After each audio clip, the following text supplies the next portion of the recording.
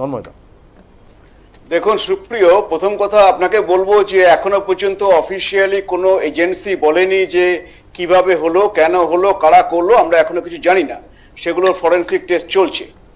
তবু আমি আপনার কথা ধরে নিয়েই বলবো, যদি এটা যেটা প্রথম সবাকলের মনে হচ্ছে যে এটা একটা নাশকতামূলক কাজ, হয়তো জঙ্গিরা করে থাকতে পারে, তো জানবেন যে আমরা সবসময় বলছি ইন্টেলিজেন্স ফেলিওর। এই ইন্টেলিজেন্স কিন্তু ফেল করেছিল ইসরায়েলে, সেই জন্য আজকে 3 বছর ধরে সেখানে যুদ্ধ চলছে। এই ইন্টেলিজেন্স ফেল করেছিল যখন 9/11 হয়েছিল আমেরিকাতে। এই ইন্টেলিজেন্স অনেকবার ফেল করেছে একটা ছোট দেশ ইউকের মতন, যেখানে সিরিজ অফ বোম ব্লাস্ট হয়েছিল মেট্রোতে। তো তার মানে আপনি এটা বুঝতে পারছেন যে ইন্টেলিজেন্স কোনো দেশেরই 100% ফুল প্রুফ নয় যে তারা 100টা অ্যাটাকই আটকে দিতে পারবে। কেন সেটা হয়? এই জন্য হয় যে ইন্টেলিজেন্স যত অ্যাডভান্সড হচ্ছে তত জঙ্গিরা কিন্তু অন্যভাবে স্ট্র্যাটেজি চেঞ্জ করছে।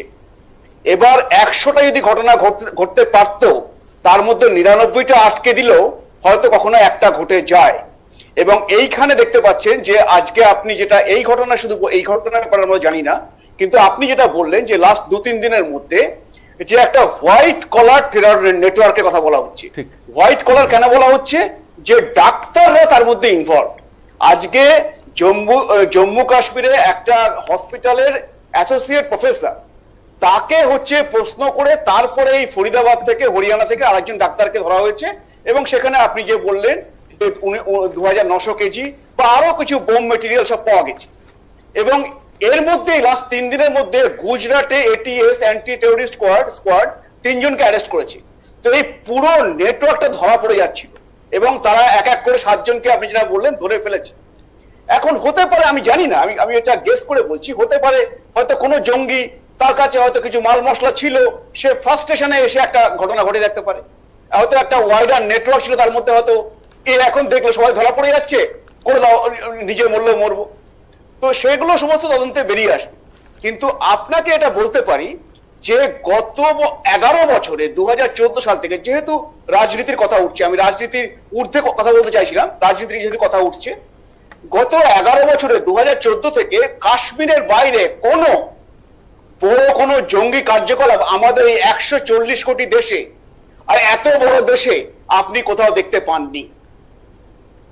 আজকে কাশ্মীরে যে ঘটনা ঘটেছে তার ফল আমরা দিয়েছি, এবং প্রধানমন্ত্রী এটাও বলেছেন যে যদি একটা কোনো জঙ্গি কার্যকলাপ ইন্ডিয়াতে হয়, ভারতে হয়, আর তার সাথে যদি পাকিস্তানের লিঙ্ক দেখা যায়, সেটাকে যুদ্ধ হিসেবে মেনে নেবে ভারত, এবং যথাযথ আবার পাকিস্তানকে জবাব দেবে। অপারেশন সিঁদুর এখনো শেষ হয়ে যায়নি, এইরকম বার্তা প্রধানমন্ত্রী দিয়েছেন। তার সাথে সাথে আমাদের এটাও মনে রাখতে হবে, আমাদের দেশ 140 কোটির দেশ, এই দেশ প্রচুর গুণী জ্ঞানী ব্যক্তি, নোবেল প্রাইজ উইনারের জন্ম দিয়েছে, ফ্রিডম ফাইটারের জন্ম দিয়েছে, তেমনি অনেক মির্জাফরের জন্ম দিয়েছে, যারা অনেক সময় এখানে জন্মিয়েছে কিন্তু হোম গ্রোন টেররিস্ট। তার সাথে আরো আছে অনুপ্রবেশকারী, যারা হয়তো এখানে আমাদের নাগরিকদের সাথে মিশে আছে এবং হয়তো পাসপোর্ট তৈরি করে বসে আছে। আজকে প্রধানমন্ত্রী 31শে অক্টোবর একতা দিবসে সেখানে বার্তা দিয়েছেন যে তিনি দেশের সমস্ত অনুপ্রবেশকারী ধরে ধরে বার করবেন। তার মানে সেইটা হচ্ছে কিন্তু এই জন্যে যে যাতে এই জঙ্গি কার্যকলাপ কমে, কারণ তারা আমাদের এখানে ঢুকে বসে আছে। আপনি বলতে পারেন যে তার কিছু উদাহরণ দিন, আমি বেশি দূর যেতে হবে না, আপনি দেখুন এই আমাদের রাজ্যে আজকে মুর্শিদাবাদে সাদরাটি, আজকে দক্ষিণ 24 পরগনা, আজকে বসিরহাট থেকে, আজকে বীরভূম থেকে বিভিন্ন সময়ে অন্য রাজ্যের পুলিশ এসে, এনআইএ এসে আমাদের রাজ্যে জঙ্গি ধরেছে, যারা হচ্ছে স্লিপার সেলের অংশ। তাদের সাথে যোগ রয়েছে কাদের? আল কায়দা, এই লস্করি তৈবা, এই জার্সি মোহাম্মদ, আনসারুল্লাহ বাংলা, এই সমস্ত গ্রেডের জঙ্গি সংগঠনের সাথে। আজকে আপনারা বলছেন, আপনি বলছেন যে দিল্লি পুলিশ সেগুলো করছে, কিন্তু আপনি এটা দেখেছেন যে ওখানে কিন্তু কেউ বলেনি যে ওটা একটা সিএনজি বাস্ট করতে পারে, সিলিন্ডার বাস্ট করতে পারে গাড়ির মধ্যে, সেটা সম্ভবত থাকে ওখানে, কিন্তু কোনো কিন্তু অফিসিয়ালি কেউ বলেনি। না, একটা সিলিন্ডার বাস্ট করলে তন্ময়, একটা সিলিন্ডার বাস্ট করলে আমি বলছি না সুপ্রিয়, আমি বলছি না, কিন্তু আপনি মনে করুন খাগড়াগড় ব্লাস্টের পরে কি শুনেছিলেন? ওটা একটা সিলিন্ডার ব্লাস্ট করেছে, তদন্ত করতে চায়নি পুলিশ, তারপরে এনআইএ এসেছিল, পরে 19 জনের দোষী সাব্যস্ত হয়েছিল, এখনো তারা জেলে আছে।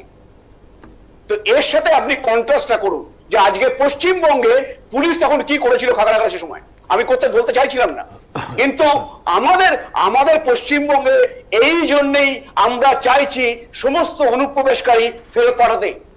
এই জন্য আমরা চাইছি সমস্ত এই জঙ্গি জেহাদি সাদরাডির মতন লোকজন যারা হচ্ছে দুটো ভোটার কার্ড তৈরি করে নিয়েছে, যারা হচ্ছে ভোট দেয় এখানে, তাদেরকে খুঁজে খুঁজে বার করে হচ্ছে পাঠানো বাংলাদেশে। কিন্তু সেইটাতে আপনি দেখতে পাচ্ছেন এখন এসআইআর চলছে, কারা বাধা দিচ্ছে? সেই হচ্ছে মূলত একটি দল, অন্য দলের কথা আমি বলছি না, তারা হচ্ছে অপ্রাসঙ্গিক আমাদের রাজ্যে, অন্তত পলিটিক্সে তারা হচ্ছে বাধা দিয়ে যাচ্ছে, সেই হচ্ছে তৃণমূল কংগ্রেস। আজকে আপনি জানেন যে পেহেলগাঁও হওয়ার পরে যখন জঙ্গি ঘাঁটি আমরা ঘুরিয়ে দিয়ে এসেছিলাম জৈশ-ই মোহাম্মদের, লস্করি তৈবার, তখন কিছু রাজনৈতিক দল প্রশ্ন তুলেছিল যে ওগুলো জঙ্গি ঘাঁটি বুঝবো কি করে বোঝা গেল যে জঙ্গি ঘাঁটি কেন্দ্রীয় এই আর্মির পার্সোনালরা গিয়ে ঘুরিয়ে দিয়েছে, তারা সেনাবাহিনীকে প্রশ্ন তুলেছে। আজকে এই ধরনের মানুষ কিন্তু, এই ধরনের রাজনীতিবিদ কিন্তু আমাদের দেশে রয়েছে।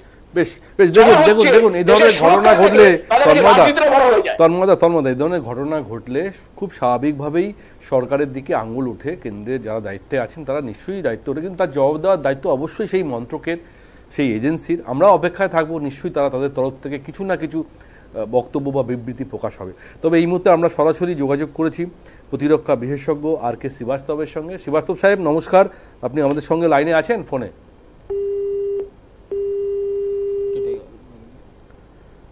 আমরা আবার যোগাযোগ করার চেষ্টা করছি প্রতিরক্ষা বিশেষজ্ঞ আর.কে শ্রীবাস্তবের সঙ্গে। ততক্ষণ তন্ময়দা আপনি বলুন, শেষ করুন। যেটা আপনাকে বলছি, আজকের এই ঘটনায় দেখুন সুপ্রিয়, এই যে ডাক্তার, এরা টাকা তুলেছে একাডেমিক অ্যাক্টিভিটিসের মাধ্যমে।